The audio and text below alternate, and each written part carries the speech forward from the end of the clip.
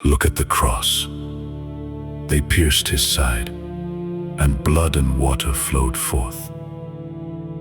The world said it was a defeat, but I'm telling you today, that was the hour of your redemption.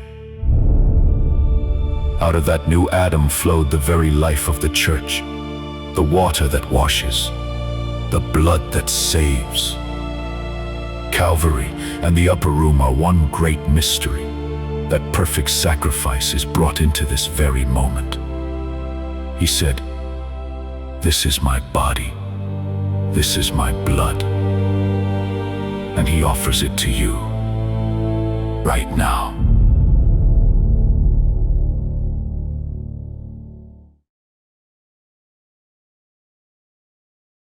പിതാവിൻ്റെയും പുത്രൻ്റെയും പരിശുദ്ധാത്മാവിൻ്റെയും നാമത്തിൽ ആമേൻ.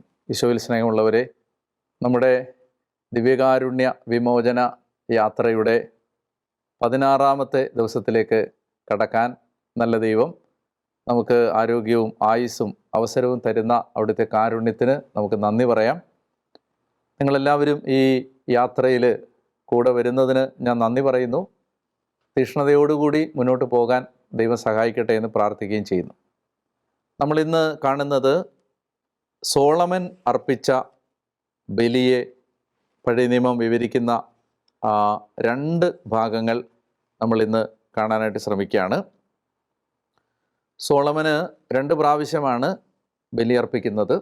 ഒന്നാമത്തേത് രാജാക്കന്മാരുടെ 1-ാം പുസ്തകം 3-ാം അധ്യായത്തിലാണ് സോളമൻ്റെ ആദ്യത്തെ ബലിയെക്കുറിച്ച് പറയുന്നത്.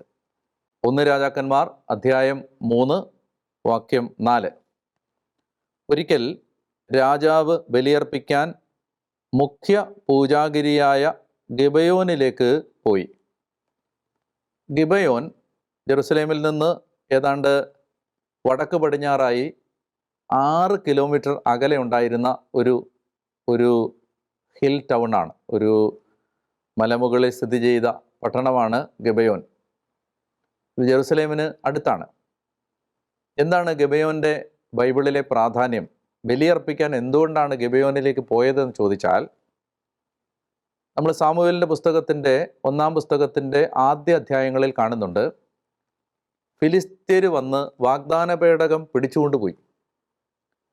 വാഗ്ദാന പേടകം ഫിലിസ്ത്യർ അപഹരിച്ച് കൊണ്ടുപോയി കഴിഞ്ഞ് ഷീലോയിലുള്ള ആരാധനാലയം ഇല്ലാതായി എന്ന് ജെറമിയായുടെ പുസ്തകം 7-ാം അധ്യായത്തിലും നമ്മൾ കാണുന്നുണ്ട്.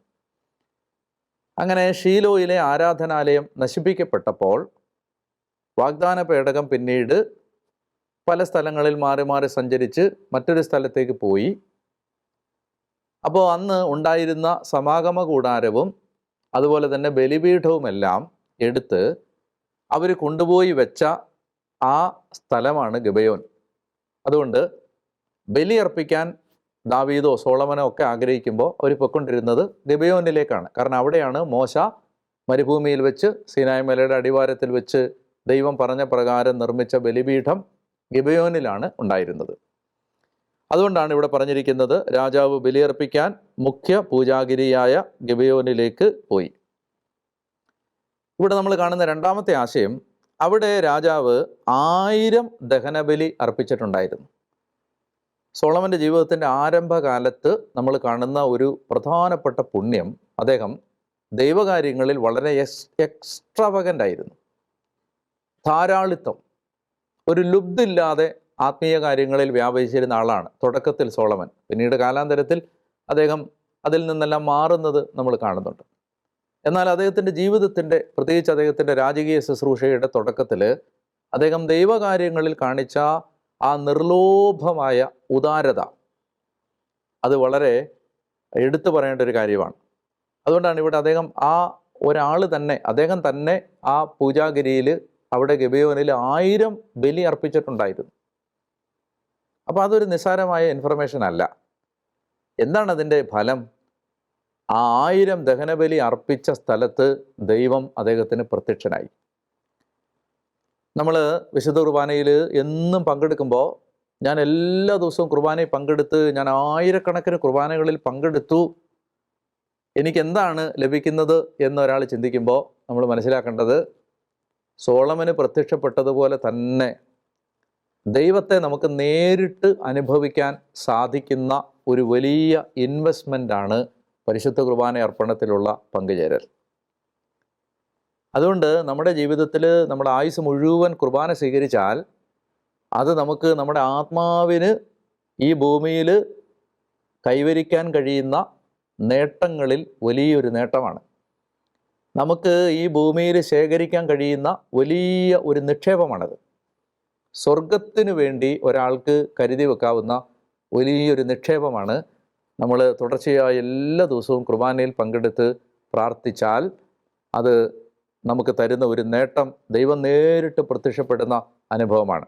ഞാൻ പല അനുഭവങ്ങളും ഷെയർ ചെയ്തപ്പോൾ ഈ കാര്യങ്ങൾ പറഞ്ഞിട്ടുണ്ട്, ഞാനതിലേക്ക് കടക്കുന്നില്ല. പക്ഷേ ഇത് വളരെ സത്യസന്ധമായ കാര്യമാണ്. നമ്മൾ ബലി അർപ്പിക്കുമ്പോൾ അവിടെ ദൈവം നേരിട്ട് ഇടപെടുന്ന അനുഭവങ്ങൾ ഉണ്ടാവും. അങ്ങനെ ഈ ഗിബെയോനിലെ പൂജാഗിരിയിലേക്ക് ആരാധന വസ്തുക്കൾ മാറ്റിയതിനെക്കുറിച്ച് ബൈബിളിൽ എവിടെയാണെന്ന് നിങ്ങൾക്ക് കാണണമെങ്കിൽ 1 ദിനവൃത്താന്തം 21:29 അത് കാണുന്നത്. അതൊരു ഇൻഫർമേഷൻ ഞാൻ പറഞ്ഞു എന്നേ ഉള്ളൂ. 1 ദിനവൃത്താന്തം 21:29 നമ്മൾ കാണുന്നുണ്ട് ഗിബെയോനിലായിരുന്നു ബലിപീഠം കൂടാരമൊക്കെ സ്ഥിതി ചെയ്തിരുന്നത്. അതുകൊണ്ടാണ് സോളമൻ അവിടേക്ക് പോകുന്നത്. ഇനി ദൈവം പ്രത്യക്ഷപ്പെട്ട് കഴിഞ്ഞപ്പോൾ സോളമൻ്റെ ഈ ബലിയിൽ നമ്മൾ പഠിക്കേണ്ട രണ്ടാമത്തെ ഒരു പാഠം, ദൈവം അദ്ദേഹത്തോട് ചോദിക്കുകയാണ്, സോളമൻ, എനിക്ക് നിന്നിൽ വലിയ പ്രസാദമുണ്ട്, നിനക്ക് ഞാൻ എന്താണ് തരേണ്ടത്? അപ്പോൾ ആ സമയത്ത് അദ്ദേഹത്തിന് എന്ത് വേണമെങ്കിലും ചോദിക്കാം. സമ്പത്ത് ചോദിക്കാം, മഹത്വം ചോദിക്കാം, സൽപ്പേര് ചോദിക്കാം, പ്രശസ്തി ചോദിക്കാം. പക്ഷെ ആ ചെറുപ്പക്കാരൻ വളരെ വിവേകത്തോടു കൂടി അദ്ദേഹം ചോദിച്ചത്, ദൈവമേ, എനിക്ക് നിന്നെ ശ്രവിക്കുന്ന ഒരു ഹൃദയം തരണമേ എന്നാണ്. നിന്നെ കേൾക്കാൻ പറ്റുന്ന ഒരു ഹൃദയം, ലിസണിങ് ഹാർട്ട്, വിവേകം, ജ്ഞാനം എനിക്ക് തരണേ എന്നാണ് അദ്ദേഹം പ്രാർത്ഥിച്ചത്. അപ്പം നമ്മൾ പരിശുദ്ധ കുർബാനയ്ക്ക് പോകുമ്പോൾ എന്ത് ചോദിക്കുന്നു എന്നുള്ളതും വളരെ ഇമ്പോർട്ടൻ്റ് ആണ്. നമ്മൾ ദൈവത്തിൻ്റെ അടുത്തേക്ക് ചെല്ലുമ്പോൾ, പ്രത്യേകിച്ച് നമ്മൾ ദിവ്യകാരുണ്യ ആരാധനയിൽ ദൈവം നേരിട്ട് ഇറങ്ങി വരുന്ന സമയമാണ്. ആ സമയത്ത് നമ്മൾ ദൈവത്തോട് എന്താണ് ചോദിക്കുന്നത്, എന്താണ് ചോദിക്കേണ്ടത്? സോളമൻ ചോദിച്ചതുപോലെ നമ്മൾ ജ്ഞാനം ചോദിക്കണം, ആലോചന ചോദിക്കണം, ദൈവഭയം ചോദിക്കണം, വിശുദ്ധി ചോദിക്കണം, വിശ്വസ്തത ചോദിക്കണം, ദൈവസ്നേഹം ചോദിക്കണം, എളിമ ചോദിക്കണം, ആഴമായ വിശ്വാസം ചോദിക്കണം, പ്രാർത്ഥനാ വരം ചോദിക്കണം, ആത്മീയ കാര്യങ്ങൾ ചോദിക്കണം. എന്താണ് അത് ചോദിച്ചാലുള്ള നേട്ടം? ദൈവത്തിന് അത് പ്രസാദകരമായി മാറി. കർത്താവിന് അത് വളരെ ഇഷ്ടപ്പെട്ടു. അപ്പോൾ കർത്താവ് പറയാണ്, നിനക്ക് ചോദിക്കാമായിരുന്ന ഭൂമിയിലെ പല നേട്ടങ്ങളും ചോദിക്കാതെ നീ ജ്ഞാനം ചോദിച്ചതുകൊണ്ട് ജ്ഞാനം ഞാൻ നിനക്ക് തരുന്നു. ആ കൂട്ടത്തിൽ നീ ചോദിക്കാത്തത് കൂടി ഞാൻ നിനക്ക് തരുന്നു. സോളമന് ദൈവം മഹത്വവും സമ്പത്തും അഭിവൃദ്ധിയും അവൻ ചോദിക്കാത്തത് കൂടി. ഇതാണ് നമ്മൾ മനസ്സിലാക്കേണ്ട കാര്യം. നമ്മൾ ദൈവത്തോട് പരിശുദ്ധ കുർബാനയ്ക്ക് പോകുമ്പോൾ നമ്മൾ ആത്മീയ കാര്യങ്ങൾ ചോദിച്ചാൽ നമുക്ക് ഭൗതികമായ കാര്യങ്ങൾ ചോദിക്കാതെ തന്നെ ദൈവം തരും. അതുകൊണ്ടാണ് ഈശോ പറഞ്ഞത്, നിങ്ങൾ എൻ്റെ രാജ്യവും എൻ്റെ നീതിയും അന്വേഷിച്ചാൽ എല്ലാം കൂട്ടിച്ചേർക്കപ്പെടും. അപ്പോൾ അതുകൊണ്ട് അത് ഈ ഭാഗത്ത് നിന്ന് പഠിക്കുന്ന വളരെ പ്രധാനപ്പെട്ട ഒരു പാഠമാണ്. ഇനി നമ്മൾ സോളമൻ്റെ ആദ്യത്തെ ബലിയാണ് ഈ 3-ാം അധ്യായത്തിൽ നമ്മൾ കണ്ടത്. ഇനി നമ്മൾ കാണുന്നത് സോളമൻ ജീവിതത്തിൽ കുറച്ച് കഴിഞ്ഞിട്ട് ദേവാലയം പണിത് കഴിയുമ്പോൾ അദ്ദേഹം ഒരു ബലി അർപ്പിക്കുന്നതായിട്ട് കാണുന്നുണ്ട്. അത് 2 ദിനവൃത്താന്തം 7-ാം അധ്യായത്തിലാണ്. 2 ദിനവൃത്താന്തം 7-ാം അധ്യായത്തിൽ സോളമൻ്റെ ആ ബലിയെക്കുറിച്ച് നമ്മൾ വായിക്കുന്നുണ്ട്. അതിൻ്റെ 1-ാമത്തെ വാക്യം ഇങ്ങനെയാണ്: സോളമൻ പ്രാർത്ഥിച്ച് കഴിഞ്ഞപ്പോൾ സ്വർഗത്തിൽ നിന്ന് അഗ്നി ഇറങ്ങി ദഹനബലി വസ്തുവും മറ്റു വസ്തുക്കളും ദഹിപ്പിച്ചു. അതായത് സോളമൻ്റെ ആ ബലി അത്രയും തീക്ഷ്ണതയുള്ള ബലി ആയിരുന്നത് കൊണ്ട് സ്വർഗത്തിൽ നിന്ന് തീ ഇറങ്ങിയാണ് ആ ബലിപീഠത്തിലെ ബലിവസ്തുക്കളെ ദഹിപ്പിക്കുന്നത്. ഇനി 4-ാമത്തെ വാക്യം 4-5 തുടർന്ന് രാജാവും ജനവും ചേർന്ന് കർത്താവിന് ബലിയർപ്പിച്ചു. സോളമൻ രാജാവ് 20,000 കാളകളെയും 1,20,000 ആടുകളെയും ബലിയർപ്പിച്ചു. ഞാൻ നേരത്തെ പറഞ്ഞില്ലേ, ബലിയർപ്പിക്കുന്ന കാര്യം വരുമ്പോൾ സോളമൻ ധാരാളിത്തമുള്ള ആളായിരുന്നു. അപ്പം അങ്ങനെ അത്രയും ഒരു ഉദാരതയോടുകൂടി ഈ ബലി അർപ്പിച്ച് കഴിയുമ്പോൾ വീണ്ടും കർത്താവ് സോളമന് പ്രത്യക്ഷപ്പെടുകയാണ്. നമ്മൾ ഈ സോളമൻ്റെ ബലിയിൽ രണ്ട് ഭാഗത്തും, തുടക്കത്തിലും അതുപോലെ ഈ ഭാഗത്തും നമ്മൾ കണ്ടത് ഇതാണ്. സോളമൻ ബലിയർപ്പിച്ച് കഴിയുമ്പോൾ കർത്താവ് പ്രത്യക്ഷനാവുകയാണ്. അങ്ങനെ ദേവാലയം പണിത് ബലിയർപ്പിക്കുന്ന സോളമൻ്റെ ജീവിതത്തിലേക്ക് ആ അഗ്നി ഇറങ്ങി, ദൈവസാന്നിധ്യം ഇറങ്ങി വെളിപ്പെടുന്ന വലിയ ഒരു അത്ഭുതകരമായ ഇടപെടലാണ് നമ്മൾ കാണുന്നത്. നമുക്കെന്താണ് ഇതിൽ നിന്ന് നമ്മുടെ ജീവിതത്തിലേക്ക് പകർത്തേണ്ട പാഠം? നമ്മൾ ബലിയർപ്പിക്കാൻ പോകുമ്പോൾ നമ്മൾ എടുക്കേണ്ട ഒരു തീക്ഷ്ണതയാണ് സോളമൻ നമ്മളെ പഠിപ്പിക്കുന്നത്. അത് നിസ്സാരമായിട്ട് കാഷ്വലായിട്ട് ഒരു ചടങ്ങിന് പോയി കുർബാനയിൽ പങ്കെടുത്ത് വരുന്ന ഒരു രീതിയല്ല സോളമനിൽ നമ്മൾ കാണുന്നത്. അദ്ദേഹം അതിന് നല്ല വില കൊടുക്കുകയാണ്. അത് ദാവീദ് അദ്ദേഹത്തിന് കൊടുത്ത മാതൃക ആ മകൻ അതുപോലെ അക്ഷരം പ്രതി പിന്തുടരുകയാണ്. അപ്പോൾ അദ്ദേഹത്തിൻ്റെ ജീവിതത്തിൽ അതുകൊണ്ട് ദൈവം കൊടുത്ത മഹത്വം, ജ്ഞാനം, സമ്പത്ത് ഒക്കെ നമുക്ക് ബൈബിളിൽ നിന്ന് വായിച്ചറിയാൻ പറ്റുന്നുണ്ട്. പ്രിയപ്പെട്ടവരെ, ഞാൻ പറയാൻ ആഗ്രഹിക്കുന്നത്, നമ്മൾ ബലിയർപ്പിക്കാൻ ഓരോ ദിവസവും പോകുമ്പോൾ അത്രയും തീക്ഷ്ണതയിൽ, ഉദാരതയിൽ, അതുപോലെ അത് ദൈവത്തിന് അത്രയും പ്രസാദകരമായ ദൈവം ഇറങ്ങി വരുന്നൊരു സമയമാണ് എന്ന് കണ്ട് ആ തീക്ഷ്ണതയിൽ ബലിയർപ്പിക്കാൻ കഴിയട്ടെ എന്ന് ഞാൻ പ്രാർത്ഥിക്കുന്നു. നമ്മൾ ഇന്ന് അഭ്യസിക്കേണ്ട പുണ്യം പ്രത്യാശയാണ്. പ്രത്യാശ. അപ്പോസ്തലൻ പറയുന്നുണ്ട്, ഈ ഭൂമിയിലെ പ്രത്യാശയില്ലാത്ത മറ്റു മനുഷ്യരെ പോലെ നിങ്ങൾ ദുഃഖിക്കരുത്.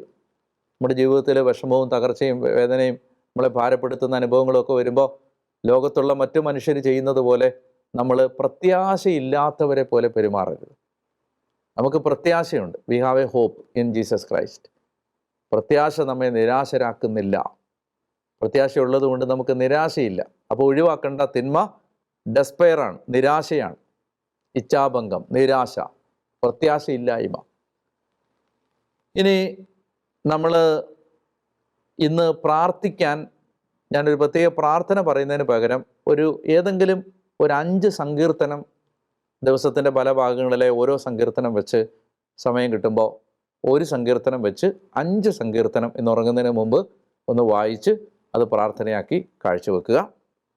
ടാസ്ക് ഇതാണ്: മറ്റുള്ളവരെ പ്രോത്സാഹിപ്പിക്കുന്ന വാക്കുകൾ ബോധപൂർവം പറയാൻ ഇന്ന് ശ്രമിക്കുക.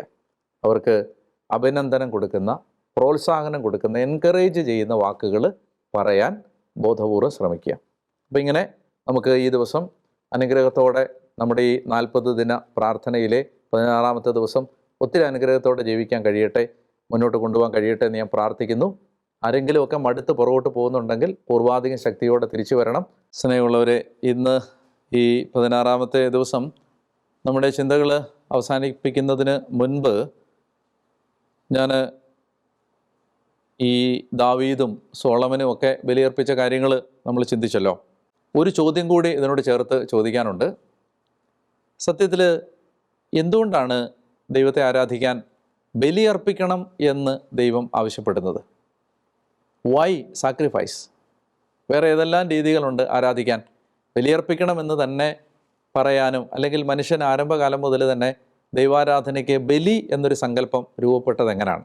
അതിൻ്റെ പിന്നിൽ പ്രവർത്തിക്കുന്ന കുറച്ച് ധാരണകൾ നിങ്ങളോടൊന്ന് പങ്കുവെക്കാൻ ആഗ്രഹിക്കുകയാണ്. ഒന്നാമത്തേത്, എന്തുകൊണ്ട് ബലി എന്ന ചോദ്യത്തിൻ്റെ ആദ്യത്തെ ഉത്തരം, എല്ലാ പാപത്തിനും സ്വയം പ്രസാദിപ്പിക്കുന്ന ഒരു തലമുണ്ട്. ഓരോ പാപത്തിലും നമ്മളെ സന്തോഷിപ്പിക്കുകയാണ്. Every sin is self gratification. അതൊരു സന്തോഷം, തനിക്ക് തന്നെ ഒരാനന്ദം ഓരോ പാപത്തിലും ഒരാൾ കണ്ടെത്തുന്നുണ്ട്. ഒരാൾ തന്നിലേക്ക് തന്നെ തിരിയുകയാണ്. Turning into oneself. ഒരാൾ സ്വാർത്ഥതയുടെ കൂടാരങ്ങളിലേക്ക് മടങ്ങിപ്പോകുന്നതിൻ്റെ പേരാണ് പാപം. ബലി എന്ന് പറഞ്ഞാൽ എന്താണ്? ബലി taking something valuable from one self. ഒരാളിൽ നിന്ന് വിലപ്പെട്ടതെന്തോ അയാൾ എടുക്കുകയാണ്, എടുത്ത് നിവേദിക്കുകയാണ്. അയാൾക്ക് വാല്യുബിളായ എന്തോ ഒന്നെടുത്ത് അയാൾ ബലിപീഠത്തിലേക്ക് വെക്കുകയാണ്. അത് അയാളുടെ ധാന്യമാവാം, ആടിനെ ആവാം, കാളയെ ആവാം, ഇനി അയാളെ തന്നെ ആവാം, അയാൾക്ക് വിലപ്പെട്ടത് എന്തും ആവാം. ബലി അർപ്പിക്കുക എന്ന് പറയുമ്പോൾ you are taking something out of you. അപ്പം അത് പാപത്തിന് ഏറ്റവും ഉത്തമമായ പരിഹാരമാണ് ബലി. എന്താണ് കാര്യം? പാപം ഒരാൾ അവനവനിലേക്ക് തന്നെ തിരിഞ്ഞതാണ്. ബലി എന്ന് പറയുന്നത് ഒരാൾ തന്നിൽ നിന്ന് എന്തോ എടുത്ത് ദൈവത്തിന് കൊടുക്കുകയാണ്. അതുകൊണ്ട് sacrifice always has A repairing element.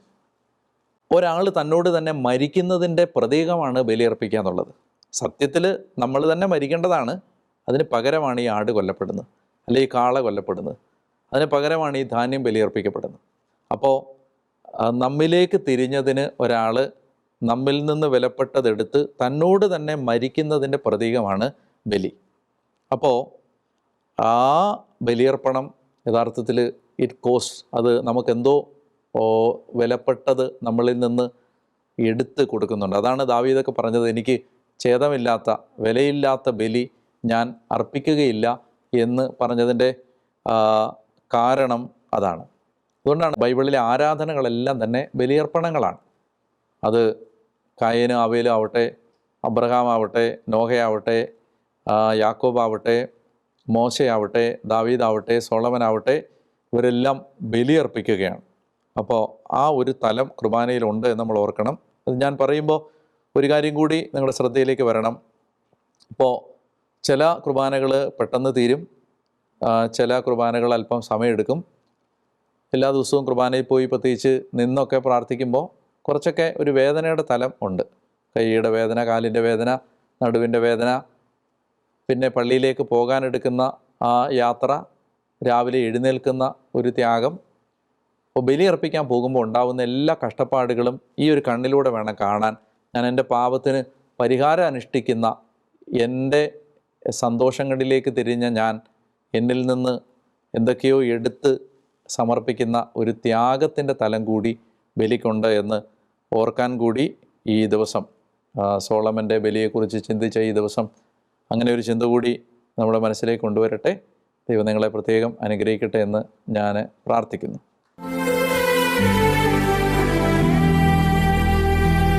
പരിശുദ്ധ പരമദിവ്യകാരുണ്യ എന്നേരവും ആരാധനയും സ്തുതിയും പുകഴ്ചയും ഉണ്ടായിരിക്കട്ടെ.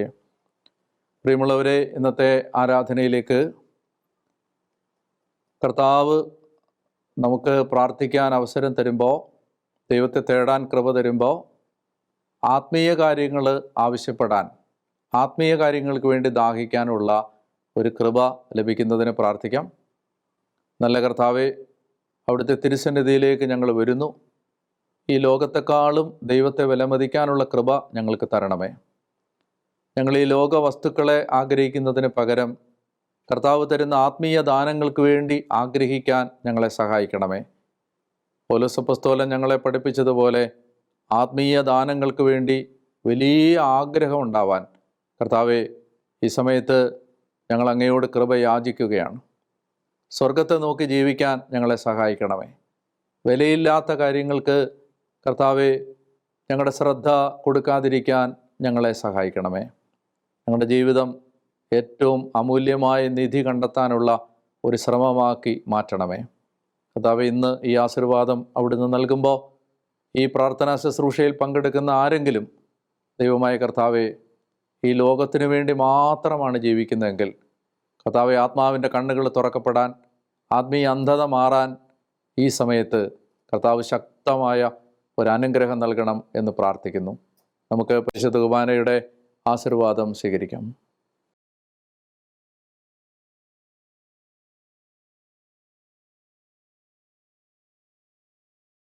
കാരുണ്യവാനായ കർത്താവ് നിങ്ങളെയും നിങ്ങളുടെ കുടുംബങ്ങളെയും അനുഗ്രഹിക്കട്ടെ. കർത്താവ് നിങ്ങളുടെ ആത്മീയ കണ്ണുകൾ തുറന്നു തരട്ടെ. ഈ ലോകത്തിൻ്റെ ദേവൻ അന്ധമാക്കിയ കണ്ണുകൾ തുറക്കപ്പെടട്ടെ. ഈ ലോകത്തിലേക്ക് മാത്രം ശ്രദ്ധ വച്ചിരിക്കുന്ന ഹൃദയത്തിൻ്റെ എല്ലാ ഏകാഗ്രതയ്ക്കുള്ള തടസ്സങ്ങളും മാറി കർത്താവിലേക്ക് നിങ്ങളുടെ ശ്രദ്ധ തിരിയട്ടെ. ഈ ലോകം വിഭജിക്കപ്പെട്ടു പോയ ഒരു മനസ്സോടെ ജീവിക്കാൻ നിങ്ങളെ മാടി വിളിക്കുമ്പോൾ കർത്താവിലേക്ക് മടങ്ങി വരാൻ, ദൈവത്തിലേക്ക് തിരിയാൻ കർത്താവിൻ്റെ കൃപ നിങ്ങളെ സഹായിക്കട്ടെ. ഈശോ മിശിഹായുടെ അനന്തമായ വിലയേറിയ ശരീരത്തിൻ്റെ യോഗ്യതകളാൽ ദൈവം നിങ്ങളെ അനുഗ്രഹിച്ച് ആശീർവദിക്കട്ടെ, ഇപ്പോഴും എപ്പോഴും എന്നേക്കും. ആമേൻ. പരിശുദ്ധ പരമ ദിവ്യകാരുണ്യ ഈശോയ്ക്ക് എന്നേരവും ആരാധനയും സ്തുതിയും പുകഴ്ചയും ഉണ്ടായിരിക്കട്ടെ.